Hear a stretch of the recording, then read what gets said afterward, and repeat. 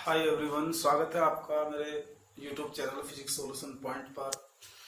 आज मैं UP board के लिए एक टॉपिक लेकर आया हूं। वृत्ताकार धारावाही लूप के केंद्र पर चुंबकीय क्षेत्र। वृत्ताकार धारावाही लूप के केंद्र पर चुंबकीय क्षेत्र और वृत्ताकार धारावाही लूप की अक्ष पर चुंबकीय क्षेत्र, इसका आज हम व्यंजक ज्ञात करेंगे। हम लोगों ने क्या किया, आपको एक लूप बना के दिखाया जिसकी त्रिज्या a, जिसका केंद्र O, जिसमें धारा I वामावर्त दिशा में बह रही है। हमने वामावर्त दिशा में धारा को माना है। इसमें हम लोगों को बिंदु O पर चुंबकीय क्षेत्र ज्ञात करना है। तो आइए हम सब मिलकर बिंदु O पर चुंबकीय क्षेत्र ज्ञात करते हैं। बिंदु O पर चुंबकीय क्षेत्र निकालने के लिए या ज्ञात करने के लिए हम क्या करते हैं कि इस पूरे लूप को छोटे छोटे धारा अल्पांशों से मिलकर बना हुआ मान सकते हैं। एक धारा अल्पांश हमने यहाँ पे फिगर में दिखाया, इसे नाम दे देंगे हम mn, जिसकी लंबाई dl वेक्टर है। मैग्नीट्यूड जिसका dl होगा। जब इसके अंदर से धारा प्रवाहित होगी तो बिंदु O पर ये सूक्ष्म चुंबकीय क्षेत्र dB व्यक्त करेगा, dB को प्रदर्शित करेगा। इस dB की दिशा इस कागज तल के लंबवत जो प्लेन हमने दिखा, बोर्ड जो है इस पे क्या होगी, बाहर की ओर होगी। राइट हैंड पाम रूल से करंट की डायरेक्शन में अंगूठा रख दीजिए और चारों उंगलियां उस दिशा में फैलाइए जो दिशा आपके, जिधर आपको चुंबकीय क्षेत्र ज्ञात करना। चुंबकीय क्षेत्र किस पे निकालना, बिंदु O पर, तो इससे चुंबकीय क्षेत्र की दिशा बाहर की ओर होगी। तो अब हम क्या करते हैं, यहाँ पे अब यहां निकाल लेंगे धारा अल्पांश dl के कारण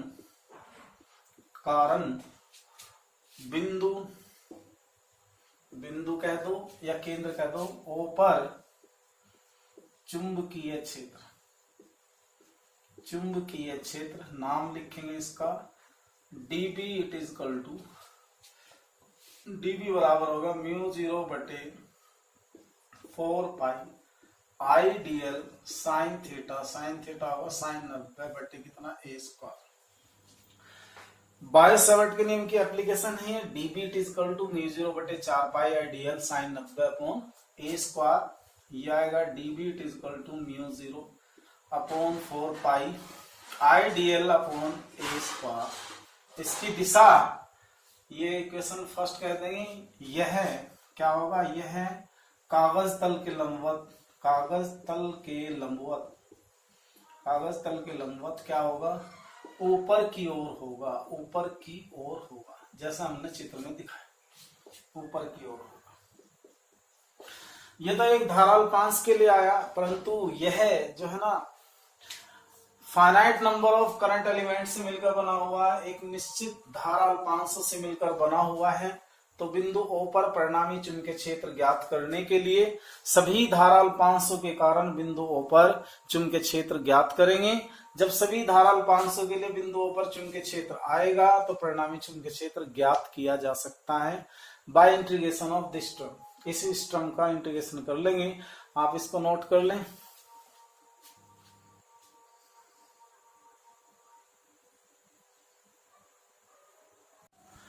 अब संपूर्ण लूप के कारण बिंदु O पर परिणामी चुंबकीय क्षेत्र कैसे निकाल लेंगे, B it is equal to integration of dB की वैल्यू रख देंगे μ0 upon 4 pi I dl upon a square.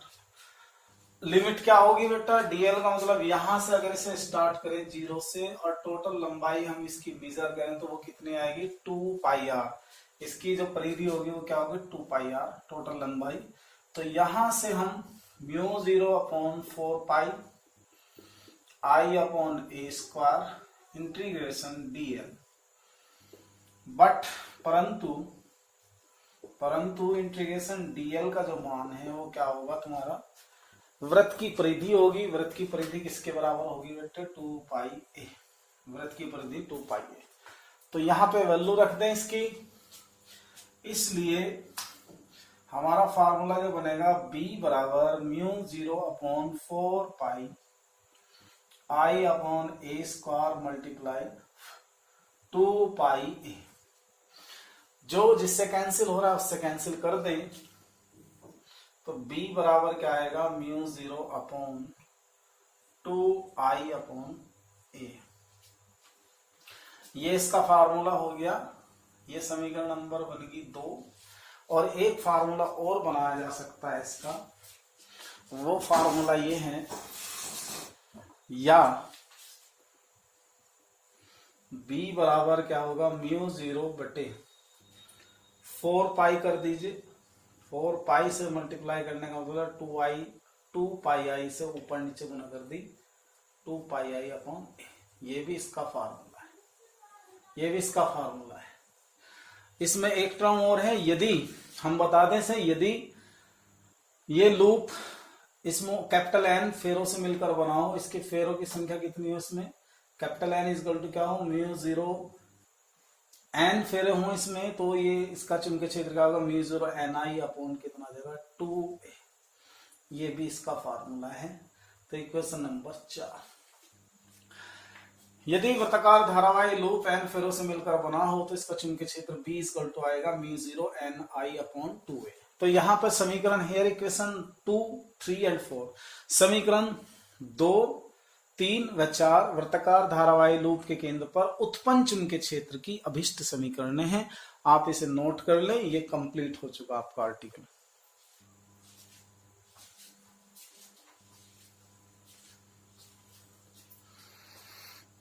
अब नेक्स्ट टॉपिक पे आते हैं। अब हम नया टॉपिक लेते हैं, वृत्ताकार धारावाही लूप के अक्ष पर चुंबकीय क्षेत्र। इंपॉर्टेंट टॉपिक है यूपी बोर्ड एग्जाम के लिए। देखिए यहाँ पे हमने क्या करना है, एक वृत्ताकार धारावाही लूप दिखाया गया है जिसकी त्रिज्या स्मॉल a है, जिसमें धारा I वामावर्त दिशा में बह रही है। ये है आपका वृत्ताकार धारावाही लूप। चित्र में ये ऐसे दिखाया हुआ है, ऐसे इसमें करंट पास हो रही है इस टाइप से, तो हमें ये हिस्सा दिखाई दिया, जबकि दूसरे वाला हिस्सा हमने डॉटेड दिखाया। अब देखिए, अगर इसको हम ऐसे लें, इस पे y एक्सिस हो जाएगी, x एक्सिस के केंद्र से होती हुई जा रही है और z एक्सिस के केंद्र के लंबवत होगी। तो इसको चित्र में ऐसे देखें अगर हम, तो यहाँ पर किसी भी धाराल्पांश के लिए बिंदु P पर चुंबकीय क्षेत्र ज्ञात करना है, तो यहाँ बिंदु P पर चुंबकीय क्षेत्र जो आएगा इस z एक्सिस के समांतर होगा, ऐसे बाहर की तरफ, ऐसे बाहर की तरफ होगा। ये भी बाहर की तरफ है, बट इसको हम फिगर में ऐसे दिखा रहे हैं। तो हम मान लेते हैं, माना स्मॉल a त्रिज्या का एक वृत्ताकार धारावाही लूप है जिसके तल को चित्र में दिखाया गया है। इसमें धारा I वामावर्त दिशा में बह रही है। मान लिया कि केंद्र O से x दूरी पर कोई बिंदु P है जो इसके अक्ष पर रखा है या इसकी अक्ष पर स्थित है। इस बिंदु P पर हमें चुंबकीय क्षेत्र ज्ञात करना है इस कुंडली के लिए।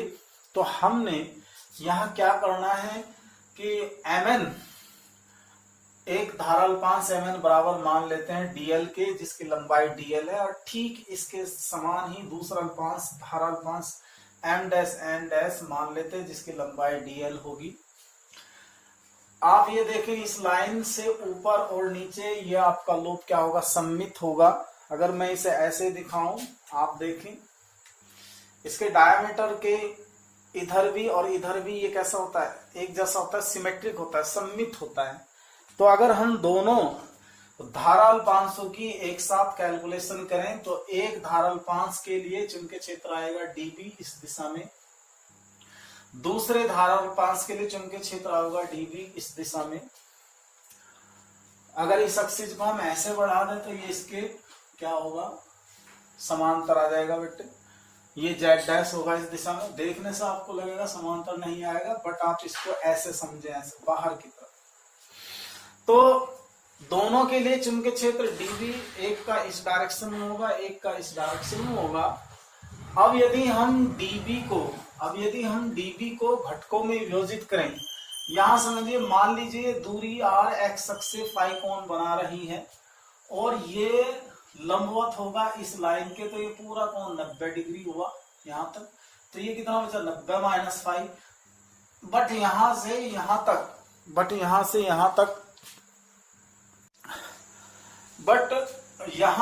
तक ये फिर से 90 होगा, तो ये टोटल कोण 90 माइनस फाइव है, तो ये कितना बचेगा, 5। अब देखें यहाँ पर यदि हम डीबी को घटकों में विभाजित करें, कंपोनेंट में रिजोल्व कर लें, तो डीबी का वाई अक्ष के समांतर घटक डीबी कोस फाई आएगा और इसके लिए दूसरा घटक आएगा डीबी कोस फाई। ये दोनों घटक एक दूसरे के बराबर हैं तो ये एक दूसरे को कैंसिल कर देंगे। बट क्षैतिज घटक जो एक्स अक्ष की दिशा में है, डीबी के लिए एक्स अक्ष की दिशा में घटक आया डीबी साइन फाई और सिमेट्री से डीबी के लिए दूसरा घटक आया डीबी साइन फाई एक्स अक्ष की दिशा में।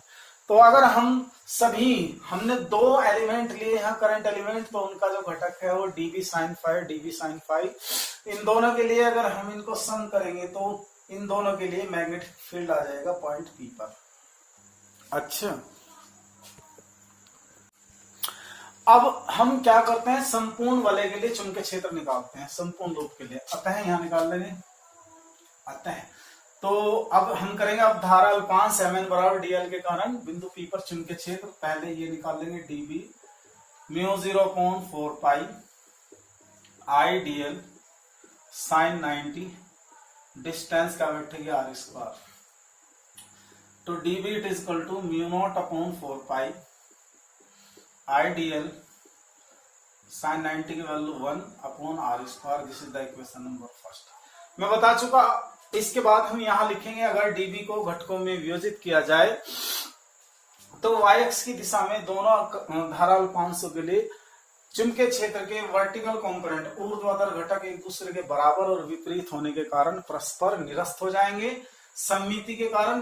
परंतु बिंदु P पर दोनों धारा अल्पांशों के कारण बिंदु P पर चुंबकीय क्षेत्र डीबी के जो क्षैतिज घटक हैं डीबी साइन फाई और डीबी साइन फाई एक ही दिशा में होने के कारण परस्पर जुड़ जाएंगे। अब यदि हम ये देखें कि इस लूप के सभी धारा अल्पांशों के लिए बिंदु P पर अगर परिणामी चुंबकीय क्षेत्र निकालना हो तो हमें क्या करना पड़ेगा, इस टर्म को इंटीग्रेट करना पड़ेगा। तो अब हम क्या करेंगे, अतः बिंदु P पर परिणामी चुंबकीय क्षेत्र निकालेंगे संपूर्ण लूप के लिए। आप इसे नोट करना चाहें यहां तक नोट कर लें। अतः बिंदु P पर परिणामी चुंबकीय क्षेत्र संपूर्ण लूप के लिए बिंदु P पर परिणामी चुंबकीय क्षेत्र क्या होगा, आप उसको इंटीग्रेट कर दीजिएगा। तो इंटीग्रेशन क्या बनेगा देखते हैं, B it is equal to integration dB sine phi, B integration dB sine phi, कम दिखेगा इससे, तो यहां रख देंगे B इंटीग्रेशन dB क्या हो, μ0/4 pi I dl/r² sine phi. आप इसमें अभी थोड़ा μ0/4 पाई I/r² साइन फाई की वैल्यू देखो, साइन फाई निकालना बेटा, ये है फाई, ये है लंब, ये है इसका कर्ण, तो ये हो गया साइन फाई बराबर क्या होता है, लंब बटे कर्ण। साइन फाई की वैल्यू निकालेगा, साइन फाई बराबर होता है लंब बटे कर्ण, परपेंडिकुलर अपॉन हाइपोटेनियस, ये कितना आया बेटा, a अपॉन कर्ण हुआ r और साथ में हुआ dl। अब हम यहाँ देखेंगे क्या कोई टर्म dl में है, कोई टर्म dl में नहीं है, तो हम सब बाहर निकाल लेंगे इन सब वैल्यूज को। तो μ0/4 पाई IA/r³ इंटीग्रेशन dl। ये फिर वही बात आ गई यहां से, आप सबसे पहले यहां दिखाएंगे integration of dl, since integration dl कितना बनेगा, इंटीग्रेशन ऑफ dl कितना होगा, आप इस लूप का क्या निकाल रहे, चुंबकीय क्षेत्र निकाल रहे हैं, और ये लूप छोटे छोटे धारा अल्पांश से मिलकर बना है जिनकी कुल लंबाई होनी चाहिए कितनी, लूप की परिधि के बराबर। लूप की परिधि कितनी होगी, 2 पाई a, तो μ0/4 पाई IA/r³ मल्टीप्लाई, वैल्यू रख देंगे सर 2 पाई a, ये आया b। यहां से आगे हम इसे सोल्व करना चाहें तो हमारा बनेगा b बराबर μ0 IA² डिवाइड बाई 2 पाई से 2 पाई कैंसिल हो जाएगा, a की a में मल्टीप्लाई a² और डिवाइड बाई कितना है बेटे 2r³। बट परंतु r जो है हमारा क्या है, a square plus x square की होल पावर 1/2, तो r क्यूब बनेगा कितना, a square plus x square की होल पावर 3/2। तो यहां तक आप नोट करें ताकि हमारा नया फार्मूला बने, और हमारा नया फार्मूला बनेगा ये, जब हम किसकी वैल्यू रख देंगे, आर क्यूब की, तो ये बनेगा mu not I,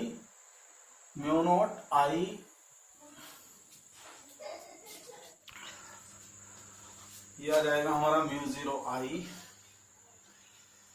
a square divide by 2 a square plus x square की whole power 3/2। This is the equation number. अभी हमने कोई इक्वेशन कही है, नहीं कही, तो हम इसे इक्वेशन चलो 1 मान लेते हैं। आप नोट कर लें इसको, b equal to μ0 I a square upon 2 a square plus x square की होल पावर 3/2। ये यहां से आए, यहां से यहां रख दे, ये आर्टिकल आ गया। अगर ये कोयल हमारी कैपिटल एन फेरों से मिलकर बनी हो, अगर इस कोयल के अंदर, इस लूप के अंदर एन फेरे हो, तो इन दैट केस इसका जो चुंबकीय क्षेत्र है कितना होगा, वो आ जाएगा हमारा b इक्वल टू कितना बताओ, b equal to μ0 n I a square divided by 2 a square plus x square की होल पावर 3/2।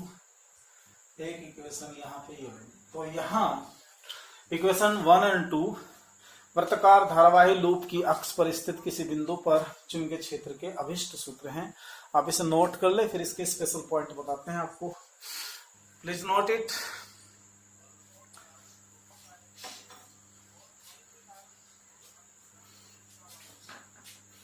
इसके बाद आता है इसके विशेष पॉइंट देखते हैं बेटा, विशेष बिंदु, स्पेशल पॉइंट। स्पेशल पॉइंट पे स्टडी करते हैं। पहला पॉइंट ये है, स्पेशल पॉइंट देखिए क्या हो सकते हैं इसके स्पेशल पॉइंट्स। पहला पॉइंट है वृत्त के केंद्र पर, लूप के केंद्र पर, लूप के केंद्र पर, लूप के केंद्र पर, केंद्र पर दैट इज x0। तो समीकरण 2 से लिख लेंगे। समीकरण 2 से हमारा ये फार्मूला बनेगा b equal to μ0 n I a square divide over 2 a square plus 0 इसके होल पावर 3/2। 2 से 2 कैंसिल हो जाएगा, तो b इट इक्वल टू बनेगा μ0 n I a square divided over a का 2a क्यूब। इससे कैंसिल होगा, b equal to μ0 n I divided by 2a। ये इसका फार्मूला बनेगा जब हम इसे वृत्त के केंद्र पर लेंगे। दूसरा पॉइंट, यदि r is very large with respect to a के रेस्पेक्ट में बहुत बड़ा मान हो, तो हम उसमें a को इग्नोर कर देंगे। हो तो समीकरण क्या, समीकरण 2 को हम ये लिख सकते हैं क्या, b equal to μ0 n I a square divided by कितना 2r का क्यूब। यहाँ पे ये लिखा जाएगा इन दैट केस। दूसरा पॉइंट हो गया। तीसरा पॉइंट अगर हम देखना चाहें, नोट कर ले आप बेटे इसको, इसकी जरूरत नहीं रही है, इसको हटा देंगे। तीसरा पॉइंट है इसका, अगर डिस्टेंस क्या हो, वृत्त की त्रिज्या के बराबर हो, यदि यहां लिख सकते हैं पॉसिबिलिटी हो कि बिंदु जो है लूप के केंद्र से a दूरी पर ही हो, तो इन दैट केस हो तो b बराबर क्या होगा, μ0 n I a square divided by 2 a square plus a square की होल पावर 3/2। तो b it is equal to क्या बनेगा, μ0 n I a square divided by कितना 2 इंटू 2a स्क्वायर की होल पावर 3/2। इससे क्या बनेगा, μ0 n I a square divided by 2 into 2 की पावर 3/2 a क्यूब। तो इससे क्या बनेगा, b it is equal to μ0 n I a divide by कितना 2 की पावर, यहाँ आ जाएगा 2 और 1 3, 2 1 2 और 1 3, 5 5/2 और ये बनेगा a। ये 3 इसके एक्स्ट्रा पॉइंट है, इन्हें नोट कर लें। और इसका चौथा पॉइंट हो सकता है ये, b तथा दूरी r में, दूरी स्मॉल r में ग्राफ। अगर ग्राफ खिंचवाने लगे तो इसका ग्राफ कैसा आएगा, इसका ग्राफ आएगा ऐसे, ये एक्स अक्ष, ये वाई अक्ष, ये इसका हो गया ओरिजिन, तो ये ऐसे आएगा इस टाइप से, इस टाइप से। ये यहाँ थोड़ा मिला दे बेटा हमने। तो ये आज का टॉपिक हमारा खत्म हो चुका है, आप इन्हें नोट कर लें। यदि आप चैनल पर नए हैं या पहली बार में हमारी वीडियोस देख रहे हैं और इससे पहले की वीडियोस देखना चाहते हैं, तो मैं आपको बता दूं कि मैंने हर चैप्टर के टॉपिक वाइज सभी वीडियो चैप्टर के प्लेलिस्ट पर वीडियो अपलोड की हैं। हर चैप्टर की 10, 12 या 8, 9 जितने भी वीडियोस हैं वो प्लेलिस्ट पर डाली गई हैं, आप वहां से देख सकते हैं। अगर आपको पढ़ाने का ढंग अच्छा लगा हो तो आप मेरे चैनल को सब्सक्राइब भी कर सकते हैं। Thanks for watching, thanks for being us, good bye.